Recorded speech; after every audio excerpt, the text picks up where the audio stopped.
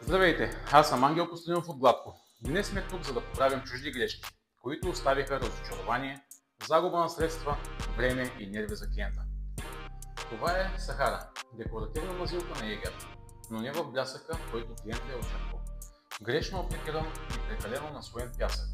Петна, липсващи от блясъци, ефектът просто липсва. Сега е ред да върнем истинската красота на мазилката. Започваме с прецизно шлайфане. Изчистваме дефектите, подготвяме перфектно основата, след това нов грунт, правилно нанасяне, за да се появи характерния ефект на Сахара.